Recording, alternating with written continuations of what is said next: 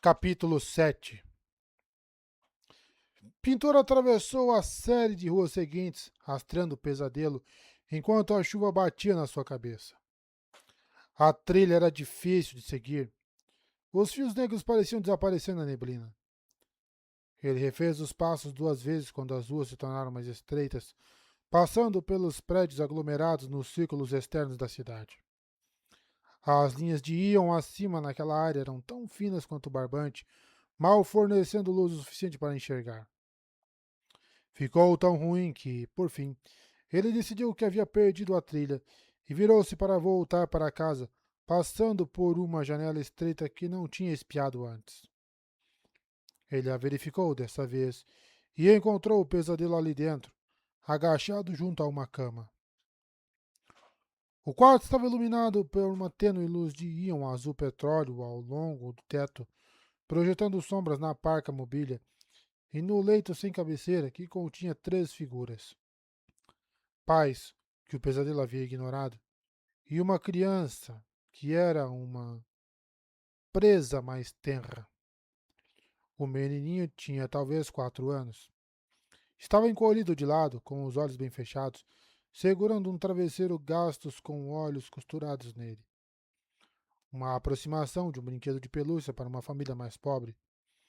Um brinquedo querido, mesmo assim. O pesadelo era alto bastante para precisar se curvar, senão sua cabeça bateria no teto. Um pescoço sinuoso, sem ossos. Um corpo com traços lupinos, pernas que se dobravam na direção errada, um rosto com focinho. Com uma pontada de horror, Pintor entendeu por que aquela não havia sido tão difícil de rastrear. Seu corpo praticamente não emanava fumaça. E, mais digno de nota, ele tinha olhos. Brancos como osso, como se fossem desenhados com giz, mas tão profundos quanto as órbitas de uma caveira. Aquele pesadelo mal pingava a escuridão do rosto. Estava quase totalmente estável. Não era mais informe. Não era mais sem vontade. Não era mais inofensivo. Aquela coisa devia ser incrivelmente astuciosa para não ter sido notada durante tantas viagens à cidade. Levava cerca de 10 alimentações para um pesadelo se condensar até aquele nível. Só mais algumas e ele estaria totalmente sólido. Pintor deu um passo para trás, trêmulo. O pesadelo já tinha substância. Coisas como aquela podiam chacinar centenas. Toda a cidade de Fultinouro havia sido destruída por pesadelos estáveis apenas 30 anos antes. Ele não era pago para lidar com isso. De modo bastante literal, havia toda uma divisão especializada de pintores com a tarefa de deter pesadelos estáveis. Eles viajavam pelo território, indo para as cidades onde um deles era observado. O som de uma pequena fungada irrompeu através do pânico do pintor. Ele se forçou a desviar os olhos do pesadelo para ver a cama, onde a criança, trêmula, havia apertado os olhos ainda mais. O garoto estava acordado. Naquele estágio, o pesadelo poderia se alimentar do terror consciente tão fácil quanto do medo informe de um sonho. Ele passou os dedos com gás na bochecha da criança, deixando trilhas de sangue na pele aberta. O gesto era quase carinhoso. E por que não seria? O garoto dera à coisa forma e substância, arrancadas diretamente de seus medos mais profundos. Ora, a história até agora pode ter dado a você uma impressão pouco lisonjeira do pintor. E sim, boa parte dessa impressão é justificada. Muitos de seus problemas eram culpa dele, e, em vez de tentar consertá-los, ele alternava entre uma confortável autoilusão e uma autopiedade sem sentido. Mas você também deveria saber bem ali. Mas você também deveria saber que bem ali, antes de ser visto pelo pesadelo, ele podia ter escapado pela noite com facilidade. Podia ter relatado o ocorrido para o capataz que teria mandado chamar a guarda dos sonhos. A maioria dos pintores teria feito exatamente isso. Em vez disso, nosso pintor estendeu a mão para pegar seus suprimentos. Barulho demais, pensava ele enquanto largava a bolsa na calçada e procurava urgentemente uma tela. Ele não podia acordar os pais. Se alguém começasse a gritar, o pesadelo estável atacaria e pessoas morreriam. Calma, calma, não o alimente. Seu treinamento mal se sustentou enquanto, trêmulo, ele deixou telas, pincel e tintas caírem no chão. Levantou os olhos e viu a coisa na janela, seu longo pescoço estendido na direção dele, dedos pontudos como facas arranhando a parede dentro do quarto. Dois orifícios oculares brancos pareciam sugá-los para dentro deles, puxá-lo para alguma outra eternidade. Antes daquele dia, ele nunca vira um pesadelo com qualquer coisa parecida com um rosto. Mas aquele sorria com dentes lupinos e brancos como ossos. Os dedos do pintor escorregaram no pote de tinta que caiu no chão diante dele com um baque, derramando o conteúdo. Ele fez um esforço para manter a calma enquanto estendia a mão às pressas para o pote. Então, freneticamente, decidiu só molhar o pincel na poça de tinta. O pesadelo se esticou para a frente, mas então ficou preso. Não estava acostumado a ter tanta substância e teve dificuldade em atravessar a parede. Suas garras provaram ser particularmente difíceis. O atraso, ainda que breve, talvez tenha salvado a vida de pintor, já que ele conseguiu pegar seu guarda-chuva e abri-lo para abrigar as telas, de modo a poder começar. Ele começou com bambu, naturalmente, uma bolha na parte de baixo, então a linha reta para cima com um movimento rápido. Só mais uma breve pausa antes do próximo nó, como um relógio. Ele havia feito isso uma centena de vezes. Então olhou para o pesadelo, que deslizava devagar uma das mãos pela parede, deixando buracos na pedra. O sorriso da coisa se alargou. A mente de pintor, no seu estado atual, certamente não estava passando despercebida. E bambu não seria o bastante dessa vez. Pintor jogou aquela tela de lado e pegou a última na bolsa. Unhas rasparam na pedra enquanto a coisa enfiava a outra mão através da parede. A água da chuva se conectou com sua cabeça, descendo pelos lados do rosto sorridente. Lágrimas cristalinas para acompanhar as da meia-noite. Pintor começou a pintar. Há uma certa insanidade que define os artistas. A habilidade voluntariosa de ignorar o que existe. Milênios de evolução produziram em nós não apenas a habilidade de reconhecer e registrar luz, mas também de definir cores, formas, objetos. Muitas vezes não reconhecemos como é incrível podemos dizer o que algo é simplesmente deixando alguns fótons se refletirem em nós.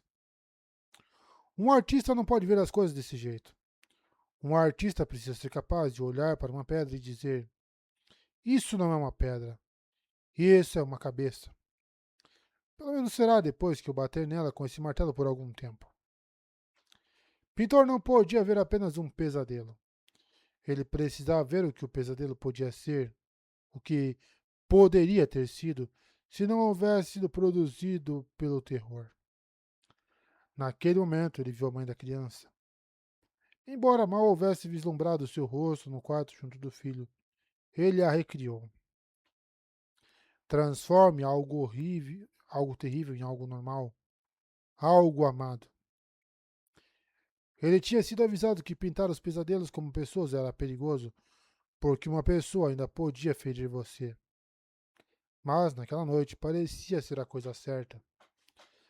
Mesmo com poucas pinceladas breves, ele evocou a forma do rosto dela. Sobrancelhas escuras, lábios finos, tênues, pinceladas de tinta. a curva das bochechas. Pelo mais breve instante, algo voltou para ele. Algo que havia perdido na monotonia de uma centena de pinturas de bambu. Algo belo. Ou, se você fosse um pesadelo quase estabilizado, algo terrível. A criatura fugiu. Um evento tão incongruente que o pintor escorregou na pincelada seguinte. Ele olhou para cima e mal vislumbrou a coisa correndo através do beco. Ela podia ter atacado, mas ainda não estava bem estável. Então escolheu fugir em vez de arriscar que ele a selasse em uma forma passiva, inofensiva. Em segundos ela se foi. Ele expirou e deixou o pincel cair dos dedos. Por um lado, sentiu alívio. Por outro, preocupação. Se a criatura sabia que devia fugir, ela era perigosa. Extremamente perigosa. Ele basicamente não tinha ideia de como lidar com algo assim, e duvidava que seu talento teria sido suficiente para derrotar aquilo. Só os pintores mais talentosos podiam abater um pesadelo estável, e ele descobrira dolorosamente que não era um deles. Felizmente ele havia feito bastante para espantar o monstro.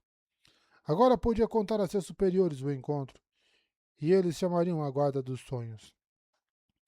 Eles poderiam caçá-lo antes que terminasse suas últimas refeições, e a cidade ficaria segura. Ele deixou a tela no chão ao lado do guarda-chuva e foi até a parede, envolvendo o corpo com os braços para tentar forçar algum calor dentro de si. No quarto, a criança havia aberto os olhos e estava olhando para ele pela janela. O pintor sorriu e acenou com a cabeça. O garoto imediatamente começou a gritar. Foi uma reação mais violenta do que o pintor esperava, mas teve o resultado desejado. Os pais, apavorados, confortaram o garoto. E então o pai, hesitante, usando bermuda, abriu a janela minúscula. Ele fitou os materiais no chão, as pinturas que perdiam lentamente a tinta na chuva e o jovem molhado no beco. Pintor? Perguntou ele. Foi um pesadelo, respondeu o pintor, sentindo-se entorpecido, se alimentando dos sonhos do seu filho.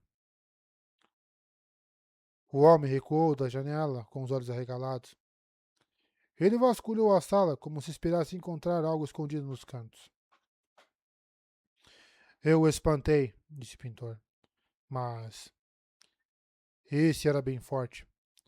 Você tem família em outra cidade? Meus pais, disse o homem, em Fuima. Vá para lá, disse o pintor, conforme for instruído a dizer em tais situações. Pesadelos não podem rastrear uma pessoa tão longe.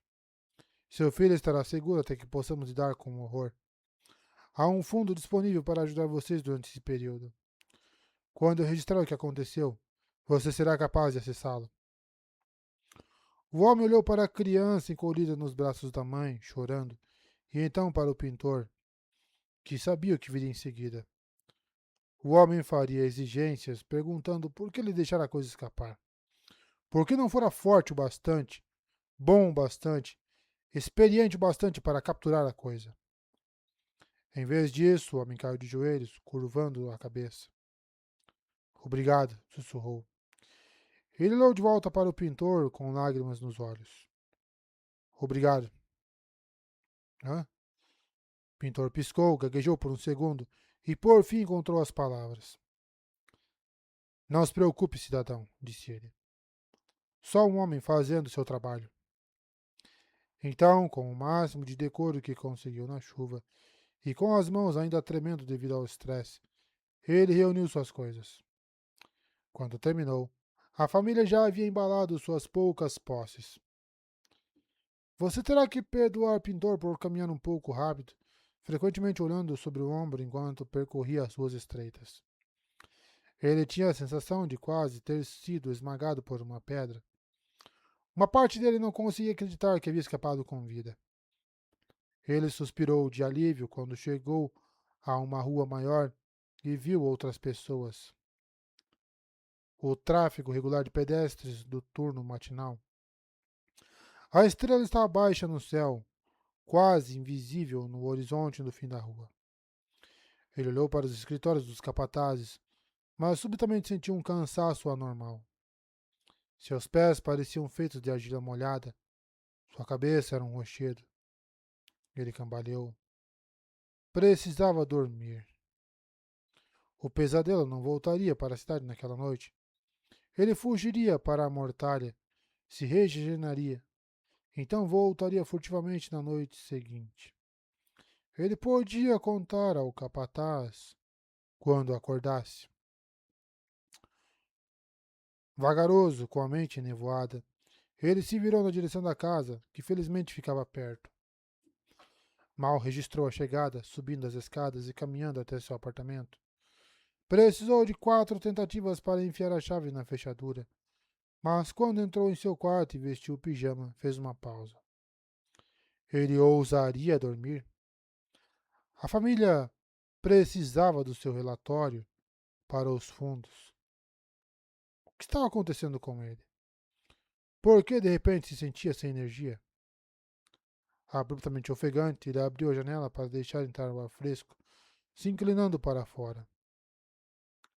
Então ouviu algo estranho, um som de movimento, como água. Ele olhou para a estrela. Alguma coisa caiu do céu e o acertou, com força. Tudo ficou preto. Pintor piscou. Ele estava com calor. Era um calor desconfortável, algo brilhava na sua cara. Uma luz berrante, como a frente de um ônibus de uma linha de íon. Ele piscou e abriu os olhos, então foi imediatamente cegado por aquela terrível luz avassaladora. Mas o que, de modo inferior, estava acontecendo? Ele tinha batido a cabeça, talvez. Forçou-se a abrir os olhos contra a luz e sentou-se com um esforço. Ele estava usando um tecido de cores vivas? Sim, algum tipo de camisola volumosa feita de tecido azul e vermelho vivos. Ao lado dele estava deitada uma moça. Você a reconheceria como Yumi. Ela abriu os olhos. Então gritou. Fim da parte 1.